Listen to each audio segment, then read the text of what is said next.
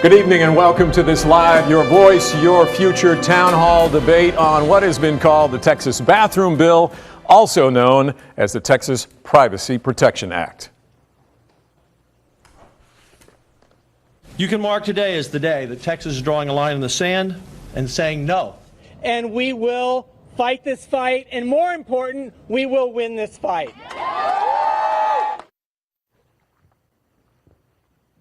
And this fight is right now taking center stage up in Austin this week with rallies and news.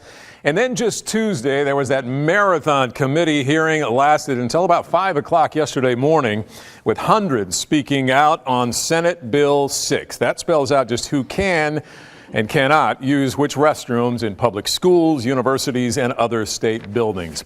And we are live tonight from the historic Tobin Center in beautiful downtown San Antonio to discuss this issue. We have all sides, all aspects of this bill, we hope, represented here tonight.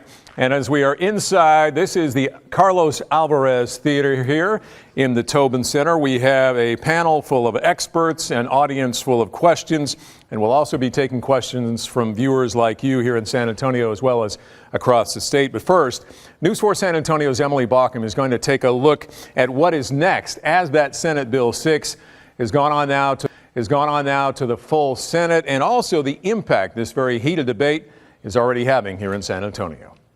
The bathroom bill would require Texans to use public bathrooms that correspond with the sex on their birth certificates. I have a teenage daughter, a young teenage daughter, and I wouldn't want to share the restroom with her, let alone allow others to share the restroom with her. But in the fight for LGBT rights, the proposed law is a pivotal flashpoint. What do we need to do to make people get over their fear of transgender people? And the answer is they need to know us. A social issue that's already shaking up the Texas tourism industry. And the money dominoes within our community. Cassandra Mate and the Visit San Antonio team bring top dollar conventions to town. We have received calls from at least 11 associations and groups. They're stating that if it passes, that they would leave, cancel their meeting, not consider San Antonio or Texas in the future. A possible $30 million impact, not to mention the $100 million the men's Final Four tournament is expected to bring next year. We certainly know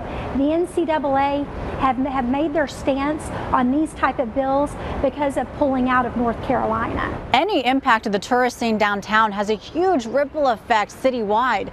That's why all eyes are on what happens next in Austin. It's very difficult to get legislation passed. Political science professor David Crockett says the bathroom bill must get the full Senate support. Then it faces an uphill battle in the State House, where the Republican Speaker Joe Straus has voiced opposition. He's got the power to set the calendar.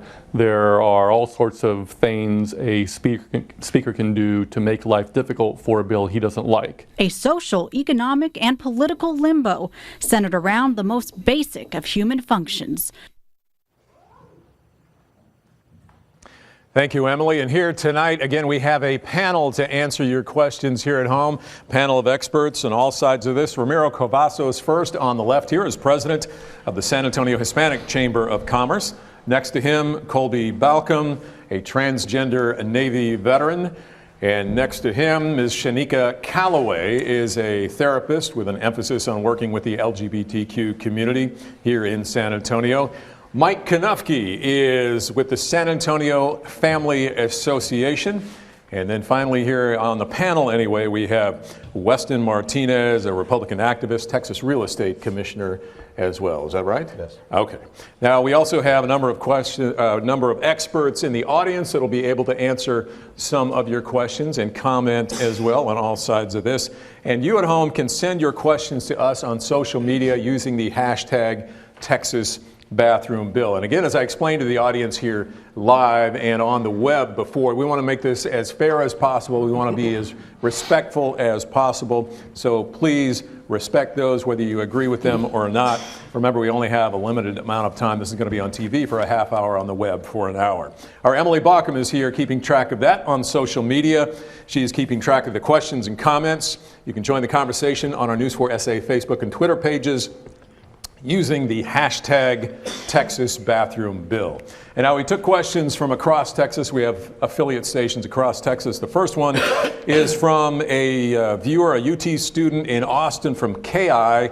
Says, how is allowing a transgender student to go into the bathroom that they choose, how is that harming anybody? And that'll go beginning here to Mike Konofsky. Mike, how is that harming anybody to let a student go into the bathroom of their choice? Well, Randy, on the surface, it doesn't seem what it really is in reality. And I'd like to start off with first saying to Colby and to all the people that are challenged with gender identity and those kinds of issues, my heart goes out to you. And Colby, God loves you, and we love you too. And it's got to be a tough thing. But what we like to say at the San Antonio Family Association is we are all about protecting, defending, and promoting the family. So the way we see this is that risking the potential for a predator to go into the girls' bathroom. And let me make it clear, I'm not talking about transgenders. I'm talking about a true predator, a real thug. Risking that poor girl versus the risk of the transgender, and most transgenders are older. And so if you really think about it, you just look at the numbers and really think about it, it only makes sense, Randy, that we put the risk or leave the risk where it is today and not necessarily shift this risk to the little girls. And so when you look at the numbers, it only makes sense that the shifting of the risk simply endangers their situation. All right, now Colby, since he mentioned you, what do you think of that? A lot of different things, Randy. You know, the lives of young girls aren't the only important lives out there. And nothing is currently stopping anybody who is trying to go into a bathroom to do somebody any kind of harm. That risk exists no matter what. So to create legislation that discriminates and puts risks on transgender people is just absurd. And now, Weston, why is there such a need now? And again, as I told the audience, I'm going to be playing devil's advocate on both sides of this here to keep the conversation moving. But why is there a need now, some are asking, to have this legislation? Why not just leave things as they are? You know, it's a great question, and for those of us that have been around the political scene in San Antonio, you know, we realize that Mayor Julian Castro brought a national agenda into San Antonio to get some political clout so he could move on to some of his other things and put the bathroom bill in place, got people to sign it on the day of re-election and couldn't even get the number of votes, the number of signatures needed, and had to sign it himself. And then as the non-discrimination You're talking about the anti-discrimination in San Antonio, not a bathroom and as that bill. came through, you know, it was clear that they were using the LGBTQ community as a political football because they took transgender out of that protective class whenever they were doing that. And so you have a local government that went beyond its overall mission, and now you have the state coming in saying, guys, we need to put this, you know, make this where it needs to be, and unfortunately they're having to come in and step in a matter that they should have never had to be doing in the first place. But Ramiro, then to you, is it going to be any different now? I mean, have we had any problems since Mayor Castro signed that anti-discrimination bill, which, by the way, in the bathroom bill would no longer be in effect because the bathroom bill statewide would take those anti-discrimination laws, ordinances off the books?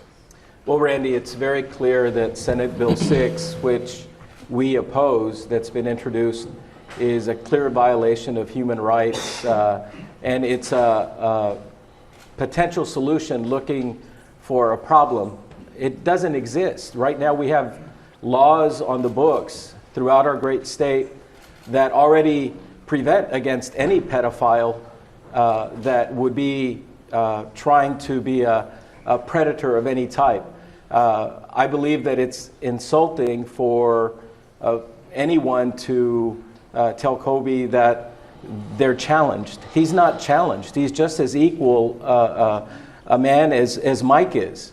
He believes in who he is based on, at the very core, how he feels, regardless of what gender he was born, whether it was male or female. This is a very complex society we live in, and so we are against this bill because It is unclear. There are no specifics to it.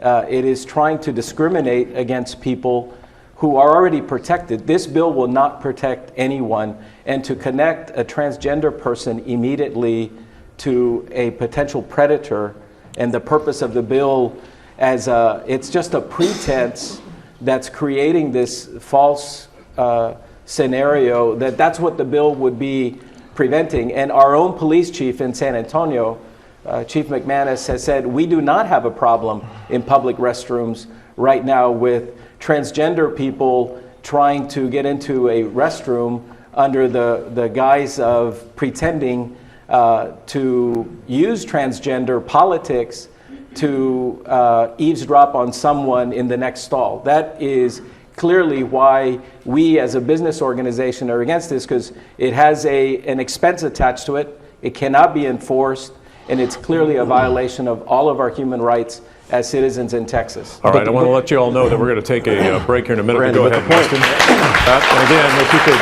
keep the reaction in the audience. Not a problem. Go ahead. But the point that this is not needed would then predicate that the NDO was not needed to begin with, and to say that there's a similarity between special rights versus civil rights, there is no similarity. I don't know any 20-year-old black man that woke up in the morning, looked in the mirror and said, "Oh my God, I'm black." How would you not?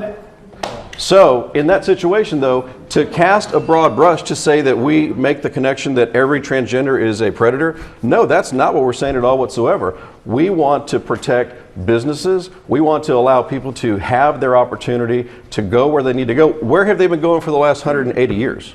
All right. It's not been an issue up till now. We're going to take a quick break here. Obviously, we're just scratching the surface. We'll come back. We'll have much more on this bathroom bill here at the Carlos Alvarez Theater at the Tobin Center in just a moment. Stay with us. And welcome back to the Tobin Center. We are discussing the Texas bathroom bill, Senate Bill 6, which is taking center stage in Austin right now. We have people on all sides of the issue. We're going to get to questions from the crowd, questions from our social media desk and Emily Bauckham. First, I want to talk to Shanika Calloway.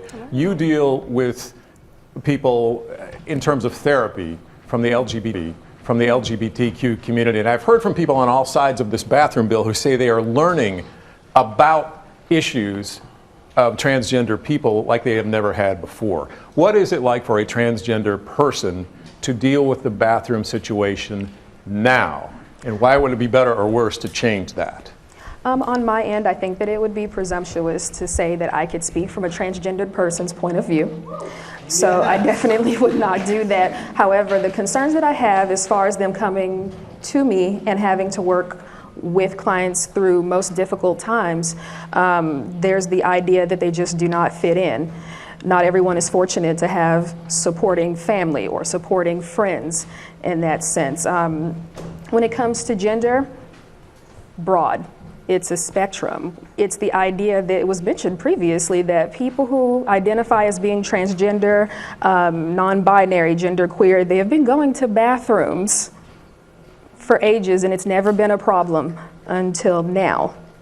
When you're forcing people into boxes in which they do not identify or which they do not belong, it becomes self-destructive in a sense. I've heard people ask, how many people does this affect? And I think the numbers say that it's anywhere between 0.3% of the population and 0.7%. A couple of years ago, there was a study that basically doubled the number, but it's still about 0.7% of the population. Is that right? As far as what? As far transgender? Yes.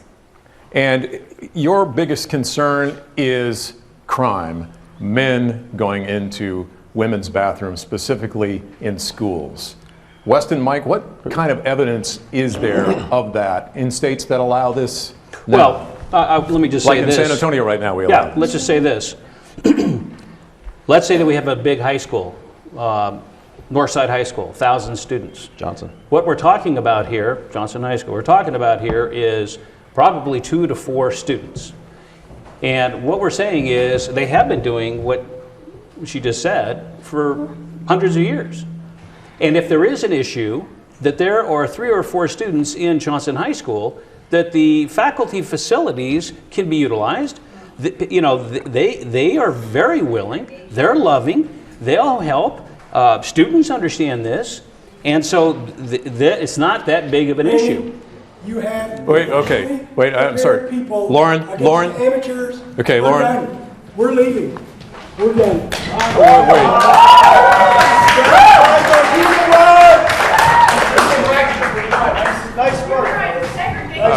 Okay, I'm not sure exactly. I'd like to talk to some people after this about whether that was planned or not.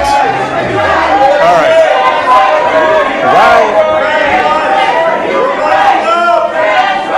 Okay, let's move on if we can. Let's move on. We're just talking to Colby. Okay, you're going to be interrupting when I'm talking to Colby here. So I don't know how much you can hear of that at home off the microphone, but what they're saying basically is trans rights are human rights. And again, we try to be down the middle as possible on this. And I told them we're going to be talking with Colby, who is transgender right now, and I believe this had to be planned for what that's worth. Colby, tell me what it's like for you to say what he said, to go into a bathroom that is just for you. What would you say to people who are like him, say it's okay for you to go into a bathroom? Why should you not be able to use a specific different bathroom? Our country has tried the segregation thing before and that didn't work. Why would we try that now? The same issue that we're discussing over toilets is the same one we discussed over water fountains not so long ago. We don't want to be separate, we want to be equal. And if that requires taking a look at the way that our bathrooms are designed, the fact that they're based on sex rather than gender, that's something to bring to the table. To realize that we have bathrooms based on two sexes when we have a society of more than two sexes and absolutely more than two genders. That's where the issue really lies. We have a binary restroom system in an increasingly non-binary society. And for those people who are just joining us and may or may not have heard that, it seemed as if, and correct me if I'm wrong, that was kind of a planned event, because we had talked before about how this was going to happen, whether you're against it or for it. Did he cut our mics? You decide on that. We're going to. We have some more people with questions up here. I'm going to just warn our directors. We are going longer than the half hour extra on the web because I want to make sure that we get every person who wants to talk as much as they can. And again, I'm trying to be fair. Also for those people on the web, we may have mentioned, but Lieutenant Governor Dan Patrick, Lois Colcourt, some other people with Equality Texas, we invited, they did not come. We tried to be as fair as possible. And also in the audience with the people who came, we invited groups from both or all sides of this issue. Your name and your question. My name is Eduardo Magaloni. I'm also a realtor. I am Mexicano. And I'm going to give you a scenario that actually happened. I walked into a men's room, and another man came in Dallas and said, "When was the last time you had your ass whipped?" Now, you might not run into those kinds of encounters, but the real danger of hate going into the bathroom happens for people like Colby having to identify themselves. As a professional, we are not allowed, we shouldn't put any kind of bias on another individual. Business is business is business is business. Putting another law on the books, which conservatives historically say no more laws, get rid of laws, they're encumbering, they're costly. When there's already laws in the books that I could have gone with and gone after that individual for his behavior. Using scare tactics by talking about my 6-year-old daughter walking into a restroom. I'm more concerned about the driving when I have my 6-year-old daughter. These kinds of pinpoint attacks at individuals that you might not understand, as I was faced with in that bathroom in Dallas, are promoted and empower that kind of hate and behavior from the other public against people that they might not understand. Nicole, Mike, Weston, would you like to address that? Well, a couple of things. One, as far as the poll, there's a Texas Tribune poll that said 51% of Texans are for SB 6, for policies like that. Another thing is, again, the fight came to us. Before in Fort Worth, before in Dripping Springs, there were accommodations that could be made. They were made. Everyone across the board was fine. But it was when those superintendents pushed through those policies without even asking the question of how those little girls that I discussed felt. And I know we talked a little bit about sexual abuse issues, and I think that's a very real issue. And having met a sexual abuse survivor, Kaylee, who's a very dear friend of mine now, she explained to me, she said, as a sexual abuse survivor, putting in these policies makes me feel threatened. She said, it's regardless of anyone's intentions or not intentions, regardless, she said, when you put me into a situation where I'm going into a shower or a locker room or a bathroom, and after having survived the sexual abuse and assaults that I have, she said, those policies make me feel insecure. It's the presence of someone of the opposite sex that makes her feel insecure, that makes her privacy feel threatened. And so again, looking at the timeline, accommodations can be made. I understand everyone needs to use the shower, the locker room, the bathroom, that's fine. But let's do it in a way that's going to protect everyone's privacy and safety and dignity. All right, Nicole, thank you. This young lady just said you're a graduate of Dripping Springs High School? Yeah, I'm a graduate of Dripping Springs High School, and I'm still involved in the Dripping Springs community. And so I've seen some of the conversation around how we treat the trans students at our school. And what I find interesting about your conversation is you talked about how there are issues about the policies because you felt that the superintendent didn't consult the community. But after the superintendent has consulted the community, as expected, the Dripping Springs community really rallied in support of trans rights because Dripping Springs, despite being a relatively conservative town, has realized that the proper way to treat trans children in our elementary schools is to treat them like everyone else. We never had problems when they were using all of the different facilities with their classmates because what we value in Dripping Springs over everything else is non-discrimination. Their classmates just saw them as another child because they are just another child. My problem is that policies like this encourage, we didn't have a non-discrimination ordinance in Texas, and I had friends that were beaten in high school because their classmates didn't feel like they adhered to traditional gender standards. Whether or not they were trans or whether or not they were gay, it didn't matter. What mattered is that they felt like they were different. And my concern is that policies like this in Dripping Springs or all over the place will encourage kids growing up with attitudes that say, if someone is different, then they get to be treated like they're different. And I saw the result of that, and it was in my friends getting beat up after school or getting fired from their jobs because they're gay. And my concern is that if conservatives really want to propose local control over education, over what choices their cities are going to make that's right for them, then why would that change now? Okay. Nicole, Mike, Weston? Yeah, I already mentioned it. That's a good question. It goes back to the sovereignty. I know that some municipalities believe they are sovereign, and so do some school districts that are rogue believe they're sovereign, entities, and they're not. Okay, this and brings so up the another state of question. Texas, when it comes to situations like this, to get the uniformity across, the state of Texas has to set policy. And in that case is a law. This moves right into the next topic I wanted to bring up because nationally this has gone to the Supreme Court. It was expected to be heard in March. There was a case out of Virginia, I believe. But with the change in administration, the Supreme Court just kicked that back down. There is expected to be one of those cases, several of those cases, that will wind up at the Supreme Court. Why should this not be decided at the Supreme Court? Why should Texas say not wait Or why shouldn't they just wait until the Supreme Court decides and then? Generally, what you want to do is you want to take the responsibility to the lowest level. Is generally what you want to do. So, in the San Antonio Family Association, Well, people might say that would be the school districts. That would be the self. I can decide which bathroom to use. The lowest level is the self. I can decide. No, the lowest level for taking care of your children is the parent and the parental right. This is what I'm talking about.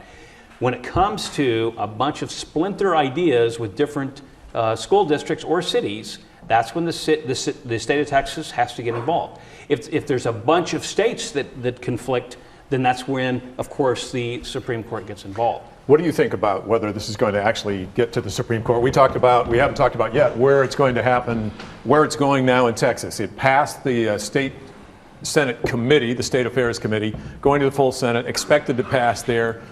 What do you expect to happen, Ramiro, in the House, or whether it will pass or not? You know, we live during very challenging times as a country and as a state, and oftentimes the folks representing us aren't really representing the equal masses of citizens. And it's really a challenge when you have a bill like this introduced that the majority of us in Texas feel would be discriminatory. I think the Senate will pass it. It will go to the House. The House may look at it, and hopefully they will side on what is pragmatic for Texas and reject the bill. I know that it's important for all of us as citizens to call and write our state representatives and state senators, because at the local level, they hopefully will listen to us, the voters, ultimately. If it goes through the House and it gets passed, then it goes to the governor's office, and obviously I would hope that the governor, if it is passed, would reject the bill or not sign it or veto it. I think the costs related to this, Randy, are astronomical. We're the 10th largest economy in the world, Texas. This bill, all that it would do would bring undue harm to our economy and to our people in Texas. All right, I'm sorry, I was just listening to our next question, and that is from, and what is your question? My name is Chris Turner, and I have two questions, please. The first one is, we've talked a little bit about how the bill's enforced, but Oh, wow. Okay, I don't know if they're at home, they're seeing we have some kind of, is this a fire alarm or Yes. something? Keep going. Is it? Okay. Okay. Okay. Keep going. Okay. Go ahead. well, my concern in this Until we're throwing out, we'll go ahead. This is somewhat directed to the fact that we will direct people into specific bathrooms. What if someone is going to the bathroom of their gender birth, and that person is assaulted in that bathroom? I'm sorry, go ahead. If someone goes to the bathroom of their gender birth, the gender they were assigned to at birth, is there a punishment to the person if they were to be assaulted, is there a punishment to that person? And that's directed towards. Is your question? Well, what I'm saying is crime is crime. Crime is crime. Good. Okay. So your concern is, I'm not sure that we're. I had to change my question. I apologize. Okay. So the question is, how does someone know? How does someone know? Is it a check? You mean, how is it going to be enforced? Right. I mean, so if I'm in the bathroom and I'm by myself, because I go to the bathroom and I don't talk to anybody, I don't pay attention to anybody, but am I supposed to check, or am I supposed to call 911? Or what am I supposed to do? I think SB 6 prevents some rogue local government from saying something like that. I think SB 6 protects a rogue, whatever local government, from making a transgender person. Well, I think he's talking about, and people who support the bill as well, as he had said, have a question about how will it be enforced? What happens? Sure, but again, when you're having an overarching conversation, I think it prevents from that level, from it getting there. Since it prevents it, there is no check. I'm sorry. They're telling us to leave. This has been an interesting. Oh, wow. No, who told you? We have to evacuate. I'm hearing that in my ear. I appreciate everyone being here. I thank everybody for being able to voice your opinion, and I apologize in any way if you feel you've been slighted. Our main goal is to get as much information out as to be fair as possible. Thank you very much. Weston Martinez, Mike Konufsky, Shanika Calloway, Colby, and Ramiro, and everybody in the audience. I'm sorry we didn't get to all your questions. Thank you very much for tuning in. Stay tuned to News 4. We'll try to cover this bill as thoroughly and completely and fairly as possible. Thank you.